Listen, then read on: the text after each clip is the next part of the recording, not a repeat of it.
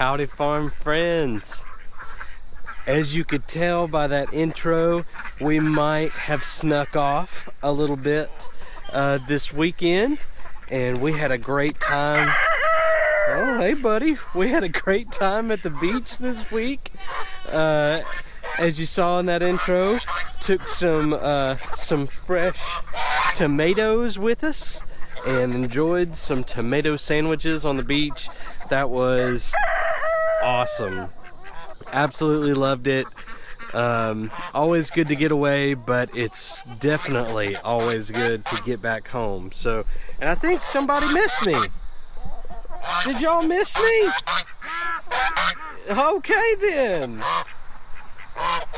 Did you miss us? Yeah. Yeah, okie dokie then. Yeah, this is right below me here. What's up, everybody? Yeah. A warm reception home as I head down to the garden. No, I've been here at home for the last couple of days. Been working in the garden, and because when I got back, I found so much stuff that was ready to pick. Just after just a few days of us being gone, the garden was ready to pick already. So we had some cucumbers that needed to be picked, and so I got out and got those picked, and had lots of tomatoes. Y'all check this out. There were so many tomatoes out here. We're talking literally hundreds of these mountain vineyard tomatoes. Plus I had some celebrity tomatoes that I had to pick, as well as some of the, my goodness, they're really having fun back there. They're really happy to see us. As well as some of the purple Cherokee tomatoes. I was super excited to have some more of those to pick when we got home. Also got some okra. Had some good looking okra that was ready to be picked whenever we got here, and so I picked that off. Got some of my long slim cayenne peppers that had turned red. Got those off of the bush, and they're in the freezer now with the rest of that batch. And so that was nice to get all of that picked out of there. Had a really nice harvest after just a few days of being gone. Here's that harvest now, and it was awesome to come home and immediately be able to get into the garden and pick some stuff that I've been hoping would be ready to go. Got lots of peppers, lots of tomatoes, lots of cucumbers, just lots of good stuff. So that was awesome. I was so excited to see everything that was ready in the garden. But then something really cool happened, and I'm gonna show that to you real quick. Y'all, I think the baby ducks finally are in the pond. I'm trying to sneak up on them just a little bit. Let's see if we can get close enough to see if some of them are in the pond. Oh no, they heard me. I mean, I think it looks like they were in the pond. Let's see. Yeah, they're all gonna come out now. Hey babies! Have y'all been in the pond? Yeah! Did you find it? Oh, what do you think about it?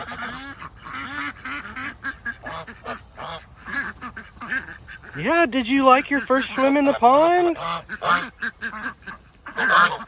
Oh my goodness, tell me all about it. Yeah, you tell me about it? Yeah. Oh my goodness. You know, I'm starting to wonder a little bit about this Welsh Harlequin. I've not paid much attention. Wait a minute. That's the Welsh Harlequin. I honestly have no idea where this duck came from. Because we only had one Welsh Harlequin, I think. I'll have to ask Jacqueline. That looks like a male Welsh Harlequin to me. Maybe I'm wrong, but the way that its head is colored makes me feel like it's a drake. Maybe I'm wrong. Y'all go easy on me in the comments if I'm wrong, but I thought we only had one at Welsh Harlequin. Maybe I'm wrong. I'll have to ask Jacqueline about it. Because if so, I honestly don't know where that other one came from. What a weird thing. Anyways, I'm gonna leave these babies to it. Maybe they'll make their way out into the pond. They've definitely been out there. You can't see it from up here, even if I turn that way, but the mud is disturbed close to the edge of the pond, so I think they were in it. That's so exciting. Good job, guys. Y'all go enjoy your pond. Yeah, enjoy it. All right, gotta get these goats taken care of. Look at these guys. Left the gate open, they decided to go on out. Maybe he won't. Gravy, don't you mess with those. No, Gravy. No. Oh, I gotta go. I gotta get him off this plant. Let's go. Okay, he's already off of it. Gravy, what are you doing, buddy? I thought you were about to tear my gourd tunnel apart. All right, well, I'm glad you didn't. Now, these baby boys, they'll get out of their gate every now and then, but it's really not that big of a deal because as soon as they hear me starting to get their food out for them, they're right back in here so that they can eat. So that's always a good thing. But so I set up their new hay feeder. I don't know if y'all saw that last week or not, but I set up their new hay feeder, made that out of that IBC tote that we've had around. See, we made the goat tote is what folks told us we should call that one. So that is the goats' temporary shelter right now. They're still in their temporary enclosure for the moment. They're going to be up on that hill here in the next few weeks. We've got to put some more posts in and run some more of this field fencing so that they can have the run of the hillside up there, and we will move those chicken enclosures out probably down here into this pasture area. But anyways, the boys love this area right here. They get to get out and run around some, but like I said, anytime they hear that food getting ready, they come running. So let's get them fed real quick so I can catch up with the rest of the stuff that's been going on. Come on, buddies. Come on, buddies. Oh yeah, come on, buddies. Put some minerals in there for you. Oh no, y'all can't eat it out here. Y'all gotta go inside. Look at this.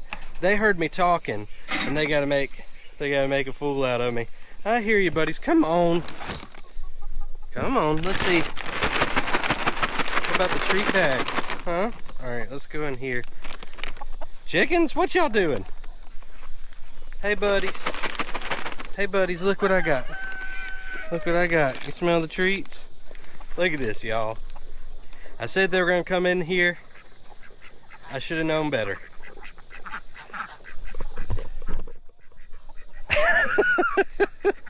I mean, I know that they will come back in here, even if I have to wait for them to finish eating. I may just pick them up, bring them in here, but I know they will come back in, so I'm not worried about it. But that just goes to show you. You think you've got it all set up, you think you know what the animals are going to do, and then these babies will make a fool out of you. But look at all these folks. What are all y'all doing? Y'all just so happy to see me that y'all got to hang out. Maybe. I bet they got an empty feeder and that's why they're over here. I'll go check them out in just a minute too, make sure everybody's taken care of. Boys, y'all are so silly. So silly.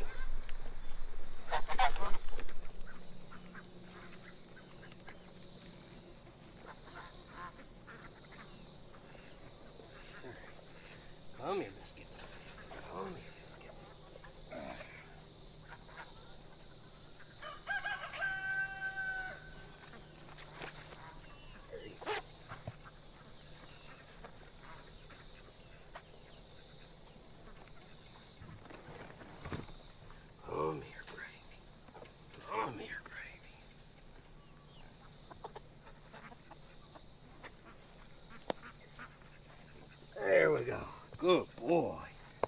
Those are my good boys, yes. That wasn't too difficult. So you saw how the boys stuck their heads through that fence there to get to their food, and they have been known to do that along the garden fence to get weeds and stuff. And so that is the main reason that we disbud our goats, which means we take their horns off. And that was done very early on when they were very little. I would guarantee they do not remember that, and it hurts when it first happens, but to be able to keep them safe in terms of keeping their heads from getting stuck in the fencing and that sort of thing, as well as not have to worry about those horns later on, for everybody's safety, we felt like it was just the right decision to make. If it's not the same decision you would make, I totally get that. We're not gonna bash you either way or anything like that, and hope that you will feel the same way about us, that we did what we believed was right for our animals and safest for our family and other animals.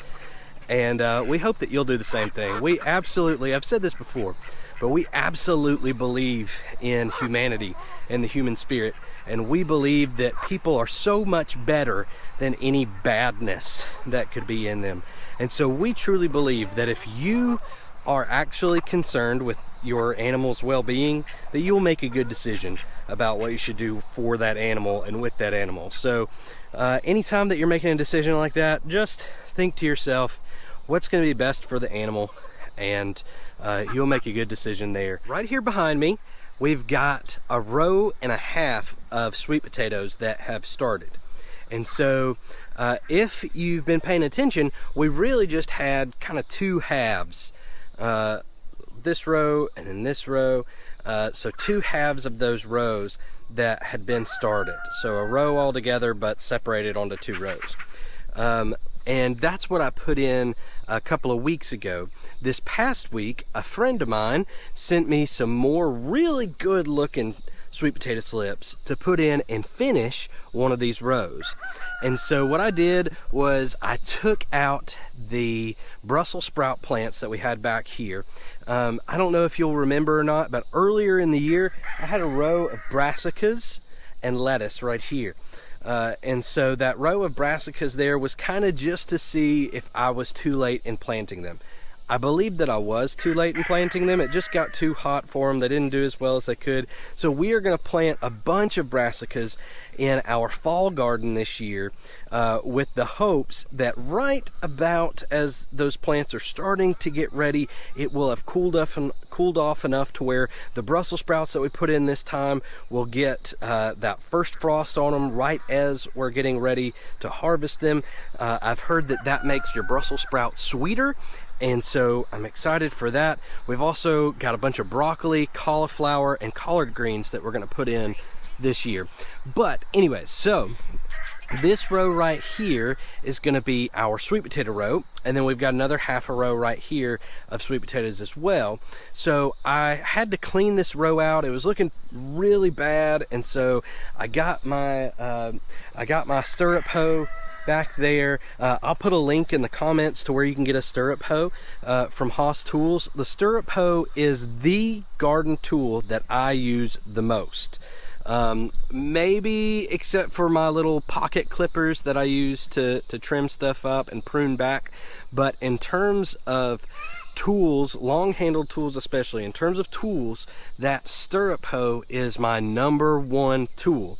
I will get my double wheel hoe out and use that with an oscillating hoe attachment as well that's very similar to a stirrup hoe.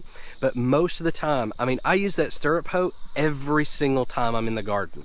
And so that's what I use to weed this area and get it ready.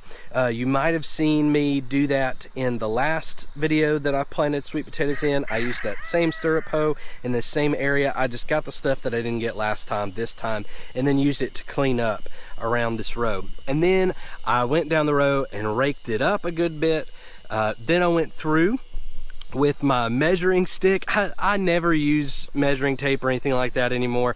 I've got a stick that I measure it out, and this is just for planting purposes. I have a stick that I've marked out 12 inches, 24 inches, 36 inches, and then there's a couple places like 16 inches, 18 inches that I have special marks on. But I went through and just marked every 12 inches because that's about where my emitters are going to be on my drip tape. And so I want to plant these sweet potato slips right on top of that drip tape. So I went through every foot, marked where that plant would be, where that emitter would be, where I wanted that plant to go. And then I went and just dropped a sweet potato slip at every one of those marks. And after I had them all spread out, then I just kind of dug a hole right there until I found an emitter on my drip tape. And so I had to go from side to side some just to find that emitter.